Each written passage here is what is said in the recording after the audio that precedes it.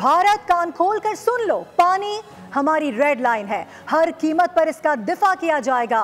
पानी बंद करने का सोचा तो फिर खून और पानी वाकई में इकट्ठा नहीं बहेंगे। वज़ीर आज़म शहबाज शरीफ ने भारत को दो टोक पैगाम दे दिया। पस्तून छावनी के दौरे के मौके पर अफसरान और जवानों से खिताब। मोदी को पेशकश की कि आएँ कश्मीर के मसले पर मुज़ाकरात करें और खित्ते को अमन का गहवारा बनाएं। वाज़े किया कि पाकिस्तान अमन का दाई है, लेकिन उससे हमारी कमज़ोरी ना समझा जाए।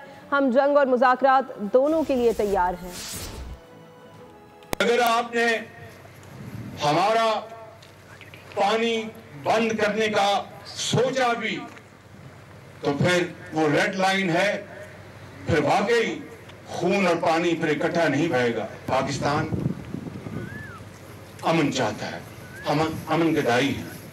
हम इस खत्ते में अमन चाहते हैं। हमारी इस अमन की ख्वाहिश को कभी कमजोरी मत समझना। कश्मीर का जो डिस्प्यूटेड जो इशू है उसको अक़वाम मुत्तहिदा की करारदादों के मुताबिक आए हल करें। लेकिन अगर आप ये समझते हैं कि आप इस इलाके के थानेदार थे, थानेदारी उसका जो झूठा फसाद था वो पाश होके वो तबाह हो चुका है। और उसको घुमंड था, गरूर था।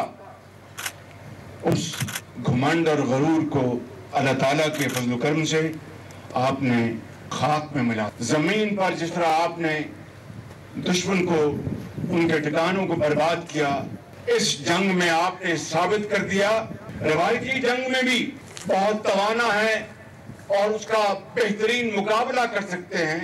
और 24 करोड़ आवाम की तरफ से आपको मुबारकबाद पेश करने आया हूँ।